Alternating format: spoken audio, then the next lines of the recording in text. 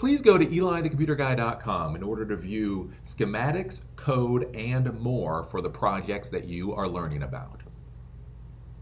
Welcome back. So something that experienced IT technicians know is that it's important to know that there are problems with your servers or your networks before the users know that there is a problem with the servers or the networks. Many times, if you have some kind of monitoring system, some type of alert system, and you find out that there's a problem, you can actually fix the problem before the end users even know that there was a problem, which means you don't have to talk to the end users, right? As an IT technician, the less time you spend having to talk with end users about who the hell knows what, the better, right? So if you have monitoring systems, alert systems to tell you when there are problems with your servers and your networks, that can be very valuable because you will know that there are problems before the end users do, and then you can try to fix those problems or at least be solving the problem when the end users come to start bothering you. So the project that we're going to be creating today is a little network server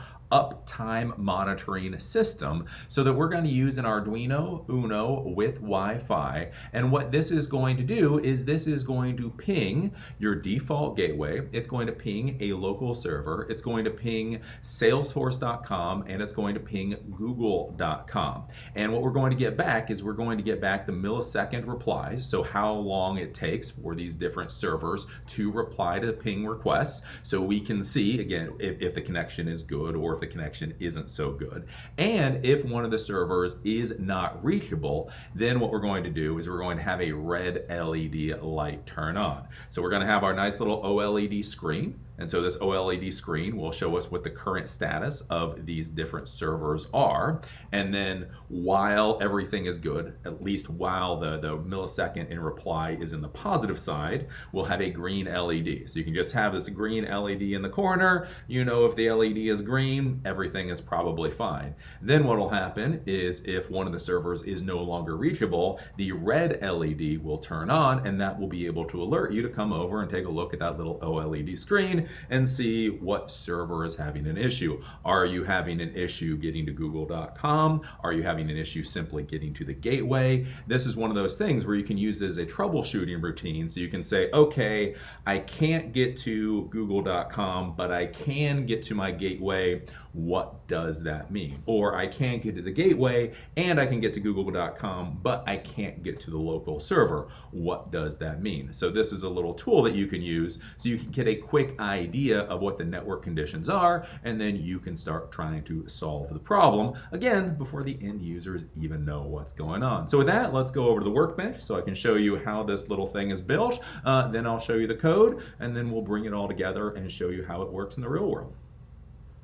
So here is our assembled project. So the board that we're going to be using today is the Arduino Uno with Wi-Fi. So this has the full TCP/IP4 Wi-Fi stack built on the board. So we don't need an additional shield, we don't need an additional module or anything like that. Then we're going to be using our 128 by 64 OLED screen that we've used for many projects. This is an I2C or an I2C display. I2C is a communication protocol that allows us to simply use two data wires to be able to communicate with this display, and actually use simply two data wires to communicate with, I think, up to 112 different devices if we wanted to.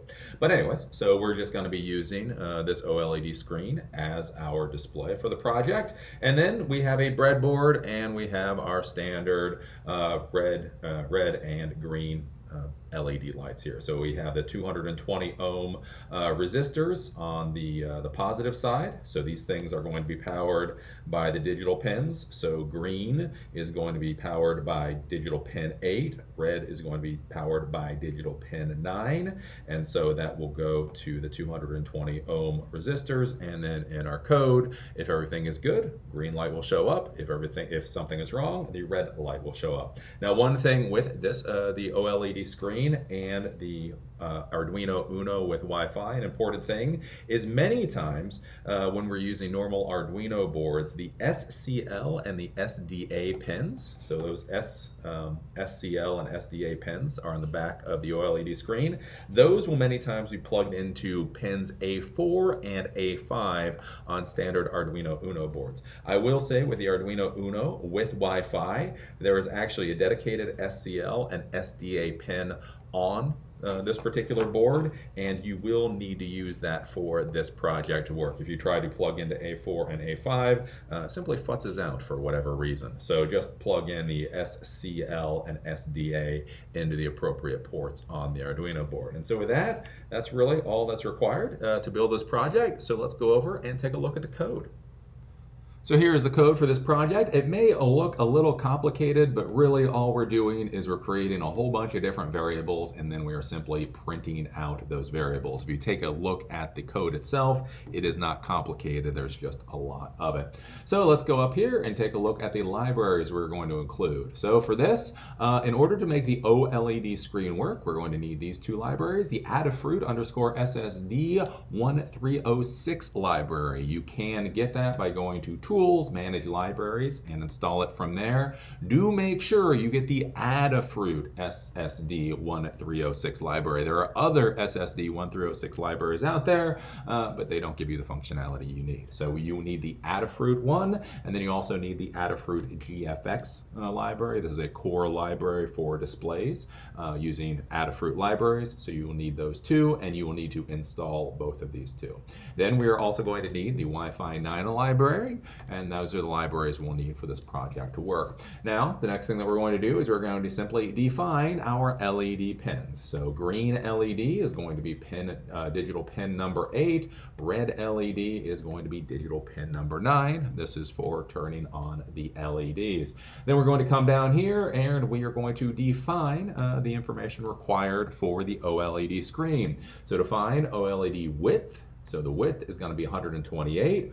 Define OLED height is going to be 64. So depending on what OLED screen you're using, you may have a different height and width. So just keep that in mind. So for here, I'm plugging in 128/64. If you have a different screen, you may need to plug in different numbers there. Then the important one is the OLED address. Again, remember I2C or I2C electronics protocol is an addressable protocol, much less like an IP address or a MAC address. In order for the Arduino to be able to communicate with the device, you have to tell it what address that device is at. So this device is at 0x3C. If you don't know what the address of your device is, there's an I2C scanner project video that we did in the past. So just Google search I2C scanner or look for the video that we did and basically scan to find out what your I2C address is. Then we're going to come down here and then we're going to use the Adafruit _SSD1306 in order to create the display. So this is how we are going to reference the OLED screen going into the future. We are simply calling it display, and then we are going to say it's a display of OLED width, OLED height. So we're creating this display of this width and height. Then we're going to come down for the information that's required for the Wi-Fi. So again, my SSID, my Wi-Fi network that I use for these projects, I created a test guest network with no password. And so there's char SSID brackets equals and test. So that's literally what the SSID of my network is, and then char pass for password equals, and I have it as blank. Again, I've done that just for lab purposes. In your situation, do make sure you have passwords and such. Then we're going to come down, we're going to create a variable for the Wi-Fi status, and so it's just going to be int status equals WL idle status. So this is going to be used for the while loop in order to try to connect to the Wi-Fi network. Then we're going to come down and we're going to create the variables that are required to output the information that we need in order to actually do the network testing. So the first thing that we're going to do is we're going to create a string. So make sure it's uppercase S, string. The first string is going to be Google, and Google is going to equal www.google.com. So we go to ping Google, and it's going to ping www.google.com. Then we're going to create a string Salesforce. Salesforce equals www.salesforce.com. So these are two, obviously, public Wi-Fi services and are services that you may be using. So again, if you're using Gmail, if you're using other services, you can plug those domain names in there and then use those for testing. I'm just using these as just general ones to do. And then the next thing that we're going to do is we're going to create a variable, an IP address variable. So IPA, all uppercase, and then address. And we are going to call this the local server. So what the local server actually is, the local server is actually my own little laptop here, right? So my own little laptop, it has an IP address of 172.16.42.5. So doing this whole troubleshooting thing, we are going to use this as something to test against. So basically, can we ping a local server? So for that, we're going to call it local server, and then there is no equal. There is no equal. We just simply go into parentheses, and then 172, comma, not period, because that would be way too damn easy. 172, 16, 42, 5, close parentheses, semicolon. Again, this is one of those things that will screw you up in the tech world. I don't know why it's not periods, but for whatever reason they decided, no, we're not going to make it periods, we're going to make it commas here. And if you don't put in commas, it's not going to work right. So anyways, so that's if you want to ping an IP address versus a domain name. So this is how the variable you would use for pinging a domain name, and this is how you would do it if you're going to be trying to ping an IP address. Then we're going to come down here and we're going to create int results. So Google result, Salesforce result, server result, and gateway result. So these are going to be the millisecond response times that we will be getting back from the pinging, and then we will test against those. Then we're going to go down and we're going to actually set up the environment. So void setup, the first thing that we're going to do is we have to set the pin modes for the green and red LED pins to output. So green LED output, red LED output, pretty standard. Then we're going to do serial.begin 9600 just to make sure, again, for troubleshooting purposes, make sure that the system is actually working. Then we are going to display.begin. So the display, that's what we created up here. This is the OLED screen. So display.begin, and with that we feed it this information. So it's the begin function, SSD1306 underscore switch app VCC, and then this is where we feed the OLED address. So that address up here is that I2C, I2C address. So you plug that in there. So that starts both of those. Then the while loop here, this is what we use to connect to the Wi-Fi network. So while status is not equal to WL underscore connected, serial print. So this is printing to the serial monitor. So that's one thing you're going to have to start paying attention to, is whether it's display print or serial print. So this is printing to the serial monitor, attempting to connect to network, the network name, SSID, and then the status equals, it uses function Wi-Fi.begin, feeds the SSID, feeds the password, and tries to connect to the Wi-Fi. It will delay, and then it will continuously loop until it is connected. Once it has become connected, then we're going to create a few variables down here so we can actually print these out. It's kind of like a splash screen. So when the Arduino Uno with Wi-Fi boots up, it's able to get the information. Then one of the things that I want to do is I want to print out some of its information so I can verify that it's getting the information that it needs. Like what happens if it can connect to the Wi-Fi, but it doesn't grab an IP address, or it grabs, like somebody screwed up DHCP and it grabs the wrong subnet mask or something like that. So I want to print out that information. And so what I'm going to be doing here is we create a string for SSID. So we're going to have a variable called SSID, and that is going to equal this function. So this gets what the Wi-Fi SSID currently is. Then we're going to create a variable for IP address, and that is going to get what the local IP address is. Then we're going to create a variable for gateway, and using this function, the Wi-Fi gateway IP, we're going to get what the current gateway IP is. Then we're going to do subnet, we're going to get what the current subnet mask is. And so we're actually going to be getting this information. So we're creating these variables here Because it is after we've connected to the Wi-Fi network. If we tried to create these variables beforehand, there wouldn't be anything there. So we're doing it afterwards, because after you've connected to the Wi-Fi network, that's when DHCP will hand out this information. Then the first thing that we need to do when dealing with an OLED display is we need to clear the display. Anytime you're dealing with a display, you need to erase the display, or it'll simply keep overwriting itself and it'll turn into a god-awful mess. So the first thing we do is we do display, so we call it display, and we simply use the clear display function. The next thing that we're going to do is then basically we're putting a little header up there, we're putting a little title. So display, so to display, set text size to size 2. So whenever you're dealing with text size on an OLED screen, it's between 1 to 8. So 1 is the smallest, 8 is the biggest. So this is slightly bigger than the smallest, which is actually a decent size. Then display, set text color to white. Remember, if you're dealing with monochrome screens, then white is whatever color shows up. So again, with these OLED screens, sometimes they'll be blue, sometimes they'll be red, sometimes they'll be yellow. Actually, in the title area for this particular screen, it's yellow, but I call it white because there's only one color there. So if there's only one color, if it's a monochrome screen, you just put white.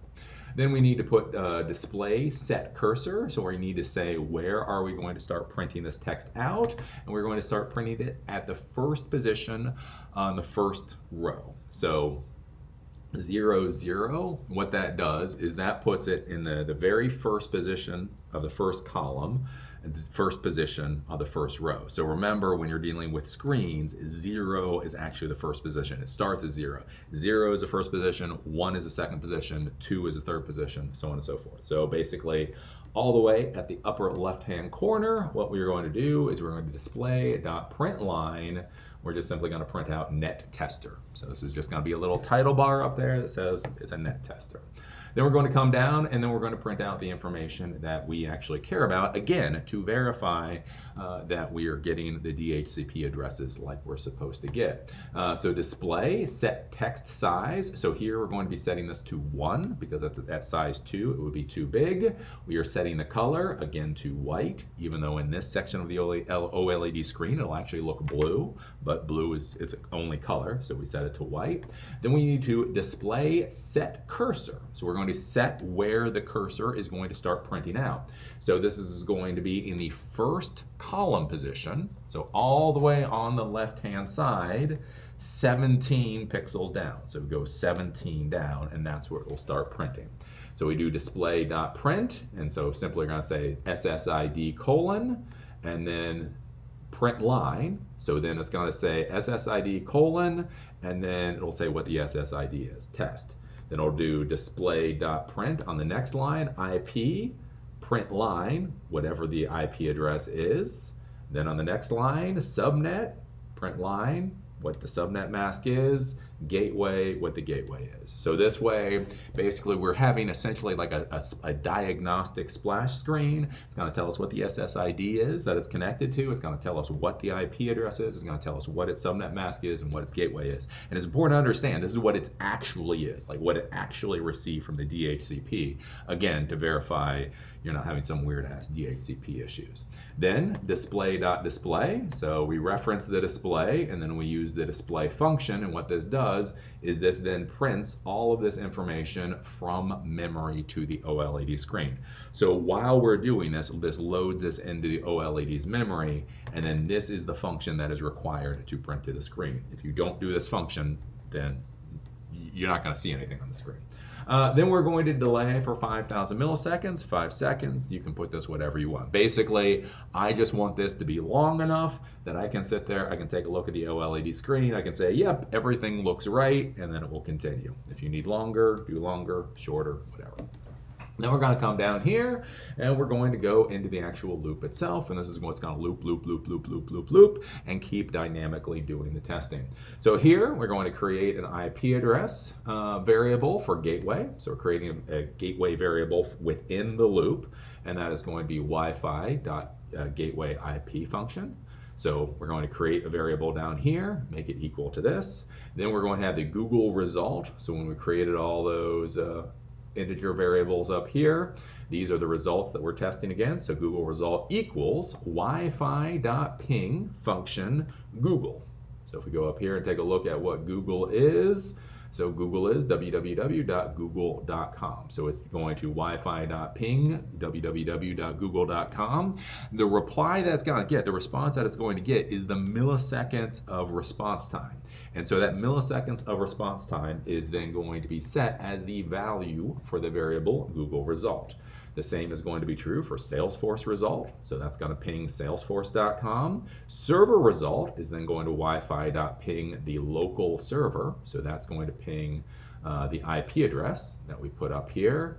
And then finally here, we're going to gateway result equals wifi.ping gateway. And so what I'm doing here, this is one of the reasons why I created this variable. So I created this variable so then I could then call this variable here. So Wi-Fi.gateway IP, that value is going to go to the gateway variable, and then it's going to ping that value here. Then we're also going to have a counter, so long. I use a counter as a troubleshooting routine, especially with these Arduino devices, just to make sure they haven't locked up. You know, I'm one of those old school people. I'm always concerned that things have frozen. You know what I'm saying? Like, because that's one of the problems. If you're looking at a screen, how do you know if nothing has changed or if your Arduino has locked itself up for some reason? So what I do is I create a counter, and I set the value of that counter to the millisecond function. So what the millisecond function does is it says in milliseconds how long it's been since the Arduino has been powered up. And so what I'm going to do is I'm going to put that at the bottom, on the bottom row, and so that will constantly be ticking up as long as the Arduino is doing what it's supposed to do, and it just gives me a nice little number that I go, okay, I know that number is always supposed to change. If that number changes every 5 seconds, then I know the Arduino is at least doing something. It's running. If that number locks up for some reason, I go, oh, well, maybe I need to reboot my little Arduino device. So that's why I create a counter, and I'll show you where that is in the code. So now we're actually going to start printing everything out to the screen, and we're actually going to start doing the testing. So the first thing we have to do is, again, clear the display. So up until this point, all this information that we put up there on the splash screen is still on the display, and so now we need to clear the display. So display.clear display function erases everything on the display. Now we can write the new stuff. So that little header that I had before, that net tester thing, we're just going to leave it the same way. Set text size to 2, set text color to white, set cursor to 0, 0, and we're simply just going to call it a net tester. That gives us a little title at the top. Then we're going to go down and put the results for the gateway, local server, Google, Salesforce, the whole 9 yards. So then we're going to do display, set text size to 1, so the smallest text size. We're going to set the text color to white. We are going to set the cursor position to 0, 17, so that's all the way on the left, 17 pixels down. And then we are going to be printing out what the current results are for the gateway, local server, Google, and Salesforce. So we're going to display.print. So this is printing to the display, gateway colon, and then the value of gateway results. So the milliseconds in response time from when the Arduino pinged. It's going to say gateway and then whatever that number is. Then it'll say local server. So again, we're doing this in a troubleshooting routine. So gateway, so is the gateway working? Is the local server working? So local server, and then the milliseconds in reply time for the local server. And then we're going to do for Google, and they're going to do Google result. Then we do Salesforce, and then we do Salesforce results. So we're simply going to print those out, and then we're going to print how many milliseconds in response time. Then the final thing that we're going to print, so we have display.println, and then under that we are going to then simply display.println the counter number. So that counter that I created up here in milliseconds, that's going to constantly be ticking along as long as the Arduino is functioning how it should, and so that counter will update every time the Arduino goes through the loop, and so I can verify that it's still moving along. Then we're going to write all of this to the display. Again, until you actually call that display function, this is simply in memory. So display dot the display function. This then writes all of this data from the OLED's memory onto the OLED screen, and that's all we need in order to write to the screen. But the thing is, again, when you're looking at user interface and user experience design, one of the issues with the OLED screen is how teeny tiny it is. It is a tiny, tiny screen. Again, literally 128 by 64 pixels. That's not very big. So one of the problems is it prints everything out, but you know, if all you're going to do is have an output that's on the screen itself, it's very likely nobody's going to see it, right? If you have a teeny tiny screen with teeny tiny text, even if an alert pops up on the screen, there's a good chance nobody's going to see it. So I want something that will call somebody's attention to the screen that there's a problem. So basically, the question is how does the Arduino get somebody's attention to say, hey, there's a problem if there's a problem? And that's where we're going to go and use the green and the red LEDs. So once we print it out to the display, we're going to simply do an if-else statement. So if the gateway result is less than 0, so basically if it is -1, so -1, -2, -3, if it's in the negatives, what we're going to want to have happen is we're going to want the red LED light to turn on and obviously the green LED light to turn off. So basically if it's less than 0. Now I have seen some people when they do the code where they say less than or equal to 0.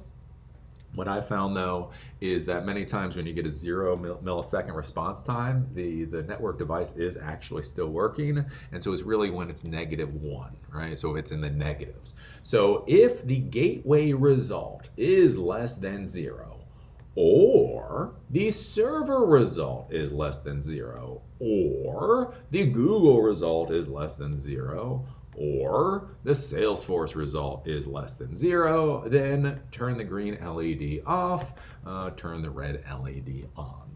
Else, so basically if it's anything above 0 or above, then digital write, we're going to turn the green LED on, green LED high, digital write, red LED low, we're going to turn the red LED off, and then we are going to delay for 5,000 milliseconds or 5 seconds, and then it's just going to continue to loop through. So this is the code that we're dealing with. So with that, let me upload this code to the Arduino, and I can show you how this works. Okay, so I have zoomed in so that we hopefully can see what's going on with the OLED screen. Again, it's a teeny tiny 128 by 64 OLED screen, so it's pretty small, and that's why we're using the green and red LEDs here to try to bring our attention to the screen if there is a problem. So we can take a look. If it's a green LED, we know there's no problems, nothing to worry about. If it's red LED, we can come over and take a look at the screen. So let me plug this thing in.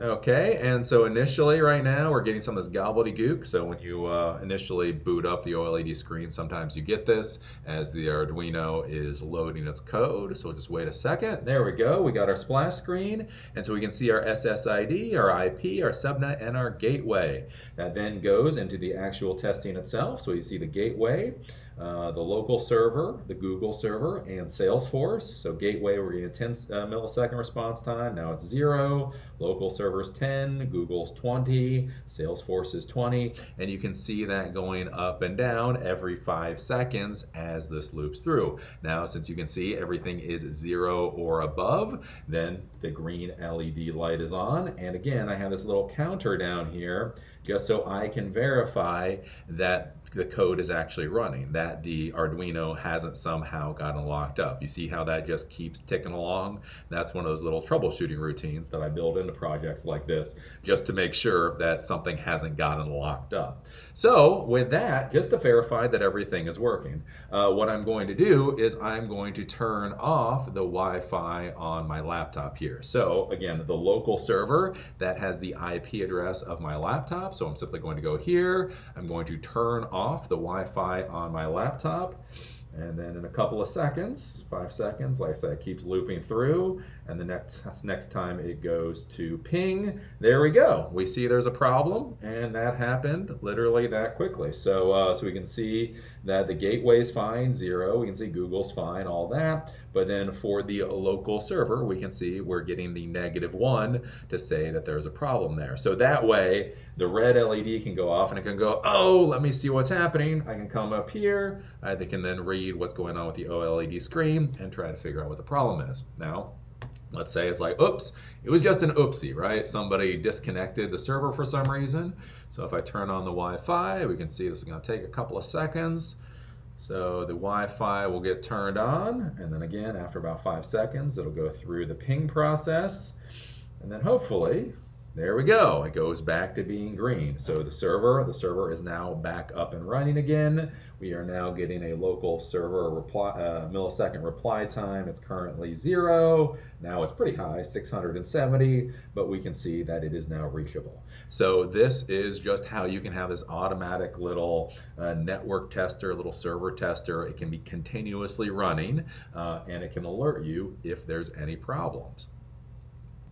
So there you go. That's how you can build your own continuous network and server tester using an Arduino Uno with Wi-Fi, basically just using that Wi-Fi.ping function to ping whatever domain names or IP addresses you want to. So you'll be pinging multiple different servers within your network, multiple servers outside of your network. You can print out whatever you want onto the OLED screen, and then again, you can even trigger LED lights or buzzers or whatever else you want to have happen if there's a problem. So this is one of the reasons that I think Arduinos are very cool. There are some people out there that are like, oh, Arduino is not real technology. Let me tell you, back when I used to support businesses, if I had a nice little device I could just suction cup to the wall and it could just turn on LED lights whenever there was a problem connecting to different servers, that would have actually been very useful and very valuable to me. So I do think that this is a nifty, neat thing. Again, if you're working in a help desk environment, if you're working in a desktop support environment, just go out there, find the different servers that your users need to use throughout the day, plug all that information into a project like this, have different outputs for, if you're not able to ping to those things, and that can be a great resource for you, again, to start to realize that there is a problem before the users start coming to you. The other thing too, again, with those if-else statements, something that you may want to do is if the millisecond response times are too high, that may also be showing that there's some type of problem. So with this, I'm just simply showing you when the servers are down. So if the server completely has no connectivity, then the red LED obviously goes off. But one thing to be thinking about is if you're dealing with servers, a lot of times the server doesn't go all the way down, it's just performance really gets pretty crappy,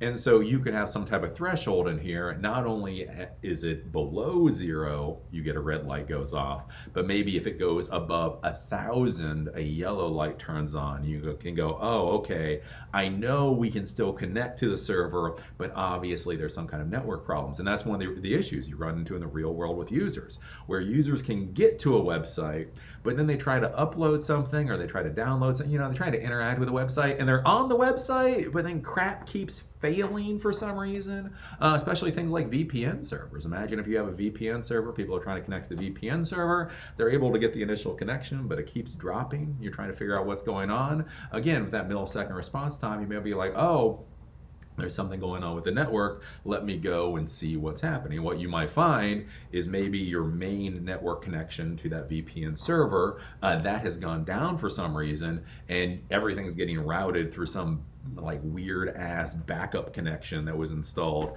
20 years ago using some crappy 10100 hub, right?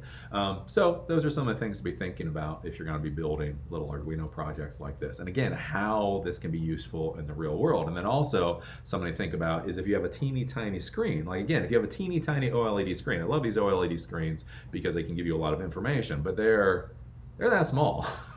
They're that small, right? If you just put this on the wall, nobody's ever going to look at it, right? And so again, one of the things to be thinking about with these projects is what can you use to bring people's attention to a screen if there's a problem. Okay, if the screen is so small, okay, again, those LED lights or a buzzer or something like that to say, hey, there's a problem here, and then you can come and go, oh, crap, there is a problem. Let me figure out what's going on.